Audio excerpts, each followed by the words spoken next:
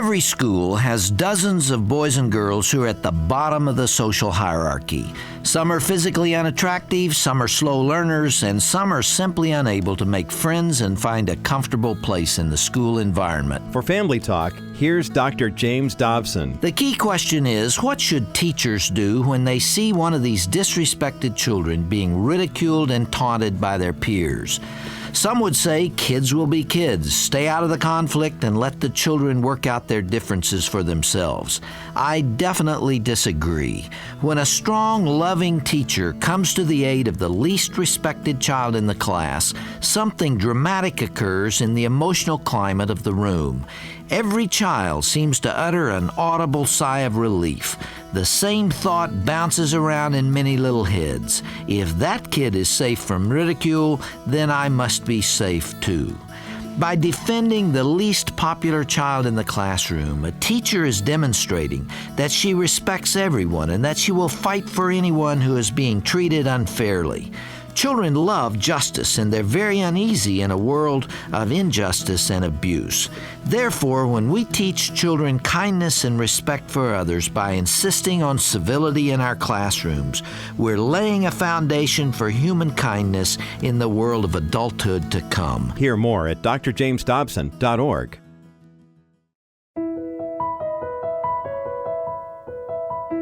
Today on Family Talk. At times, family life can move extremely fast and be very hectic. Parents are forced to work long days and to keep up with the busy schedules of their growing kids. Problems can arise when moms and dads overlook the accomplishments and also the struggles that their kids are facing. On today's broadcast of Family Talk, we're going to address parental responsibilities, especially for the young boys in the home. When I was 14, I ran around with kids older than me, and then I began taking flack from these kids. And I remember one day when it had just really been a terrible day for me. I cried all the way home. My good dad was there, and he sat me down, and we talked about it. And you see, what he did is he talked me down from the precipice. But many kids don't have that. There is nobody at home, and nobody cares. And so these tensions grow and they get more angry, and there's a kind of a rage that develops inside. In just a moment, you're going to hear the conclusion of Dr. James Dobson's classic presentation from his Bringing Up Boys DVD series. He explains the premise of a wounded spirit and what parents can do to help their hurting children. He'll also field some very honest questions from concerned moms and dads in the audience watching the presentation. Now, due to some graphic and mature content discussed on today's broadcast, parental discretion is advised. Let's listen now to the remainder of Dr. Dobson's impactful and impassioned presentation. This is Family Talk, the radio ministry of the James Dobson Family Institute. We are just down the road from Columbine High School in Littleton, Colorado, where that horrible massacre took place on April 20th, 1999, when Eric Harris and Dylan Klebold killed 13 people and then turned the guns on themselves. And if you look at the circumstances there, you find exactly the same pattern that's taking place elsewhere. I have quotes in front of me from the videotape of the actual killing. And Dylan Klebold said, "This is for everyone who teased me." There we go, there's the linkage. Eric Harris said, "Your children have humiliated me. They've embarrassed me. They will all be dead, blankety blank blank. I am God and I determine what is true." You see again the linkage to this assault on the self-esteem, the assault on confidence, the assault on personhood that's taking place in the schools. Let me offer some advice to parents who have kids in that situation. And what should you do when you're beginning to see it happen with your kids? You know, there's this bickering that goes on between kids. That's inevitable. It takes place between siblings. That's not what I'm talking about. When you begin to see your son or daughter start to unravel, when you see signs of depression, when you see sleep deprivation, when you see them having eating problems, when they're chewing their nails, when they're highly volatile, when they're very, very emotional, when you see and hear them talking with their friends about the anger that they feel and revenge and things of that nature, then you better intervene. Now, parents have and teachers have, for some reason that I've never understood, felt for a long time that kids grow from this and they have to learn to cope with this, and so we really shouldn't do anything. They'll work their way through it and they'll be better for it. I disagree strongly. When you see it happening, you've got to step in to help these kids, especially those who can't defend themselves. Especially when you've got a boy or girl that looks a little different or doesn't cope quite as well with school, academically or other ways, and you just know they're really getting wounded and getting hurt. I'd get them out of there. Yeah, I taught school for a number of years when I was 24 to 27. Learned a lot about kids during that time, and I made up my mind from the beginning of that experience that those kids were not going to tear up the most vulnerable kids. And I said to them right at the beginning, especially when they began picking on the little boy or the taller girl or the overweight kid or the one that's hurting some way. And I'd waited till it happened. And then, boy, I was right on the backs of those kids. And I would say, wait a minute, who makes you think you hung the universe? You know, there are things about you we could all laugh at too. I know some of those things. I could share them and we would all laugh. But you know what? I will never do it. And you know why? Because it hurts to be taunted and laughed at. You're not going to do that in this class. You do it here, you're going to fight with me. Because we're going to treat each other with dignity and respect. I found that when I did that, every kid in the class just you could almost audibly hear them sigh. Because if Johnny is safe, then I must be safe. And if we're safe, I don't have to fight. And if I don't have to fight, I don't have to bully anybody. And you can tone that down if you take the time to do it and if you realize what's at stake here. I wish I had an opportunity to take a microphone and go around this room and talk to every one of you and ask what your stories are. I would guess almost all of you have a story like that. Almost all of you have a moment when the whole world crashed in around your ears. You see, and what I'm saying to you is that adolescents are very unpredictable and very volatile. And you must stay tuned in to what's going on in their minds. Suicide comes out of nowhere frequently. And parents had no clue that this was going on. And did you know that 4 out of 5 suicides are committed by boys? See, it is very common. And usually it's because of wounded spirits. Well, let's talk about it.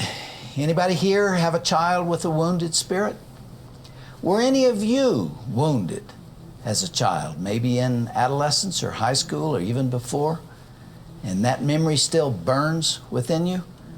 Let's hear from your perspectives. Anybody have a question or a comment? Yeah, back here. Dr. Dobson, my boys are 16 and 17 now, and I've taught them to protect the underdog.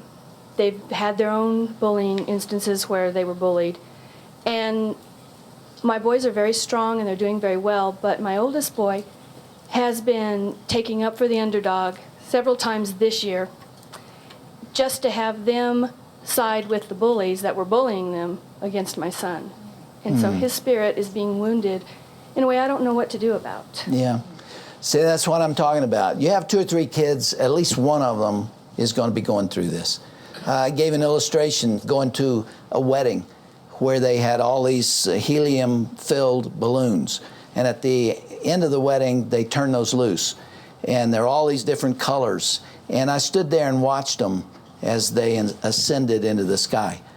And what struck me is that some of those balloons went right to the sky. And in a matter of a few seconds, they were just a tiny little pinpoint of color.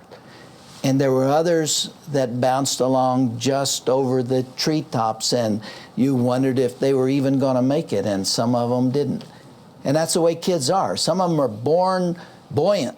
Some of them are born tough. Some of them are born invulnerable. And there are others that carry their feelings on their sleeve. And when you have a youngster like that you're beginning to witness, you've got to step in. Hopefully, when a child is younger, you can teach him some skills and abilities with which to compensate when that moment comes. Whether it is band, whether it is, in my case, tennis. My dad taught me to play tennis when I was 8 years old. If you'd asked me when I was in the last year of high school, who are you? I'd have said, I'm the best tennis player in this school, because that became me. If you don't give your kids something to help them deal with those moments, it can be pretty difficult. In your case, it happened for a noble purpose. That's wonderful. You should commend him for that. But it hurts just as much when it is for a noble reason as if it's not. And I think you just help him get through it. You know, I did a series of tapes called Preparing for Adolescence, where I tried to get kids ready for this, because everybody goes through it. And one of the tapes, the first one in fact, deals with this assault on confidence that occurs in the adolescent years. And it might be helpful to even listen to that, even though it's for younger children. Okay, right here. Dr. Dobson, my question is regarding my almost 16-year-old son. He's very aggressive and interesting. Jokes about his physique as having a great one-pack. One-pack. You all know what a six-pack is? You know, you got these 3 sets of muscles right here. He's got a one-pack. I haven't heard that before. My question is this. He's very verbal, but sometimes, and humorous, but sometimes his temperament can rise just right through the roof, I'm sure, like mine. But when is the best time to address an attitude? Obviously not in the moment, but what would you suggest about the timing of when you should talk to him? Yeah, timing is everything. If you need to talk to your kids about something that's going to be delicate, don't do it when something has just gone wrong. Don't do it when they're already angry. And don't do it when they're not able to cope with what's going on in that day. Pick a Saturday morning and say, you know what, Jack, I want you to give me 20 minutes Saturday morning. I'm not going to ask you to work. I just want 20 minutes of your time. And there's something that I just want to say to you from my heart. And you give me 20 minutes, and then you schedule it. And then come back to him and talk about that. By the way, you mentioned the one-pack and the humor. That's one of the ways that kids deal with this. Some deal with it with rage and anger. Some deal with it with humor. And so the clown, like Woody Allen or some of those people, you can look at them and know where they learned how to do what they do. They learn through humor. And most comedians have developed that defense mechanism to the point that they turn it into a profession. So humor itself disguises sometimes what's going on inside, and then you trigger it, and bam, there it comes, and that's what you're talking about. Okay? Dr. Dobson, I've seen how discovering their sexuality can just destroy a spirit. Yes. And I wonder if you could address the sensitive subjects of a little boy exploring his body and how that will not turn into obsessive masturbation. Yes. At what age? Well, right now 5. Yeah. But as growing up with that. You know, we have a steady stream of mail that comes from mothers who are very concerned about what they call masturbation, which is not really masturbation at that age. And sometimes it's at 3 or 4 or 5. And what's really happened is they've discovered the good feeling place. You know, and there's no moral or physical or physiological or emotional harm to it. The only difficulty you can get in is if you begin to overreact to it and make it a big deal. It's important to explain to him there's some things we don't do in public. You know, you don't go to the bathroom in the middle of the road. There's some things you don't do in public. And you really shouldn't fondle yourself like this. People will make fun of you. But I think if you just stay back a little bit, that will go away. As for pornography, that is a bigger problem. I had a father call me who has a 16-year-old son who came to him in tears because he is already addicted to pornography and he can't stop it. He cannot stop it. He's embarrassed about it.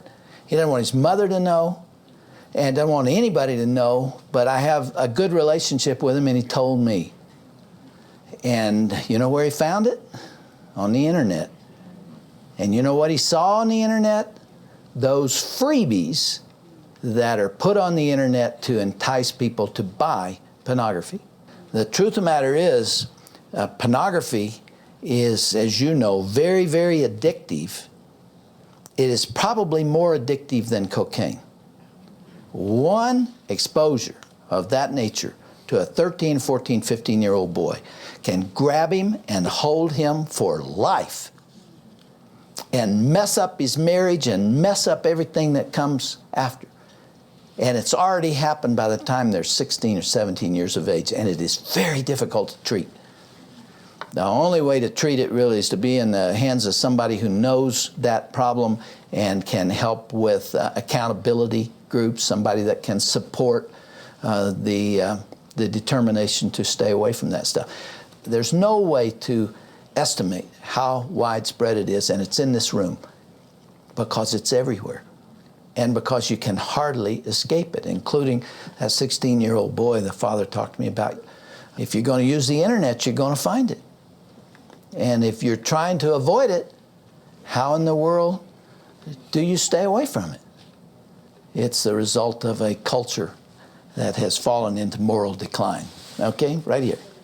Dr. Dobson, I have a question kind of referring to what the lady spoke to about pornography.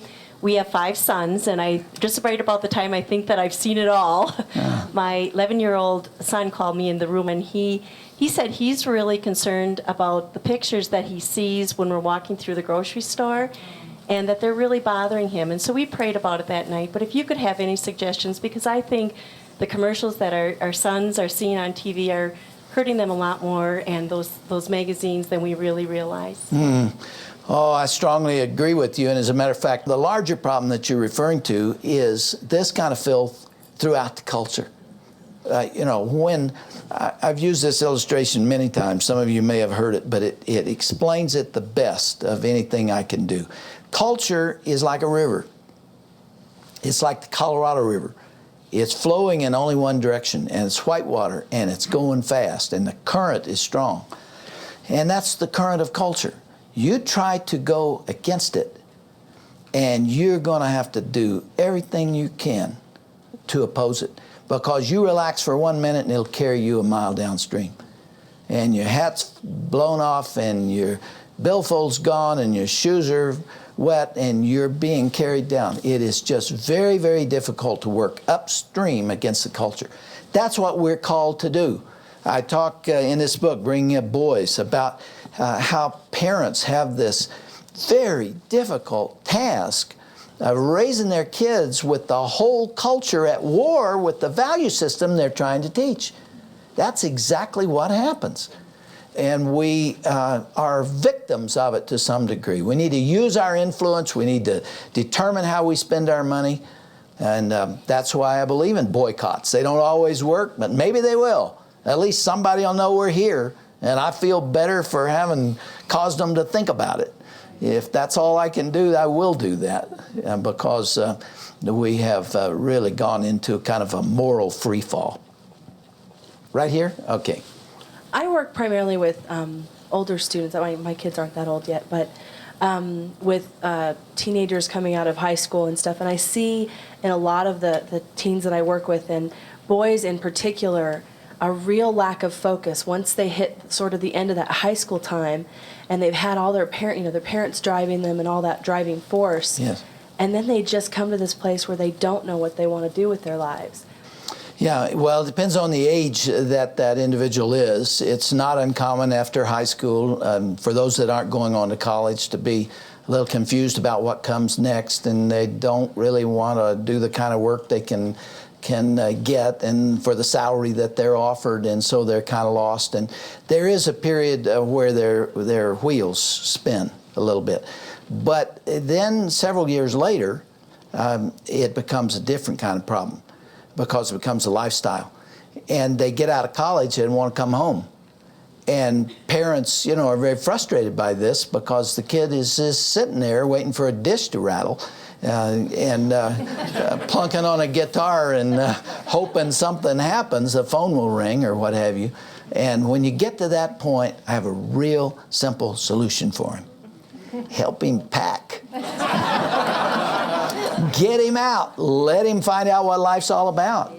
And maybe even let him get hungry like the prodigal son did. There comes a time when you got to let him face life. And the military's another real good answer to that. Who's next? Okay.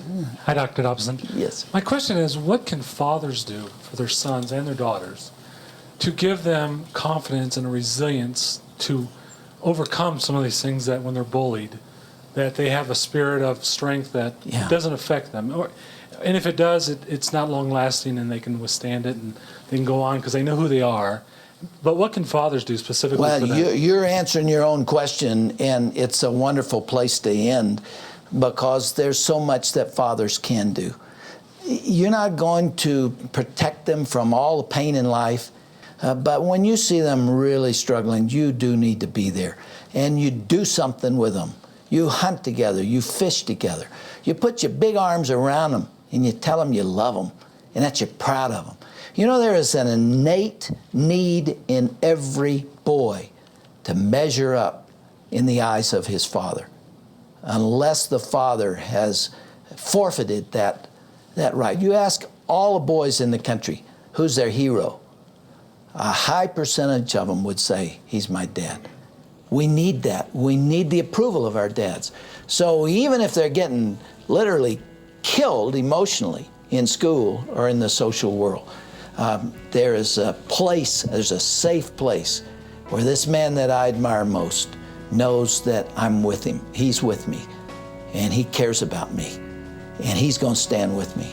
And the two of us together are going to make it.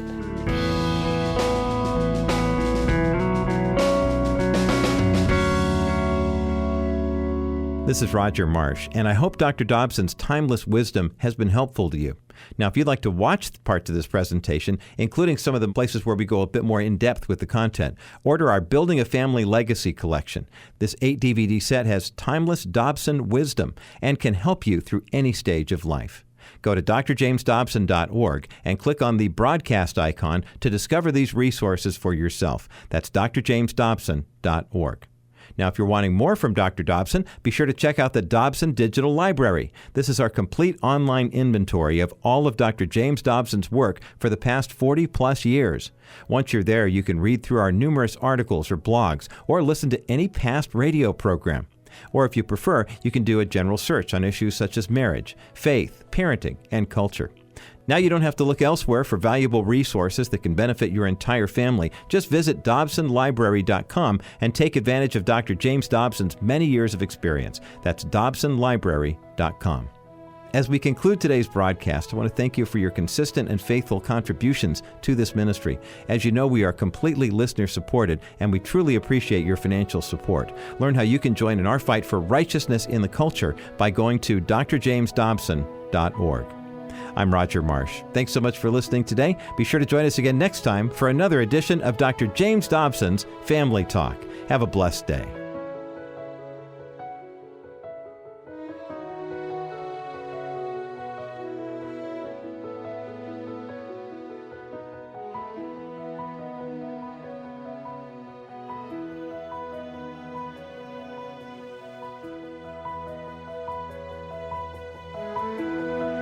This has been a presentation of the Dr. James Dobson Family Institute.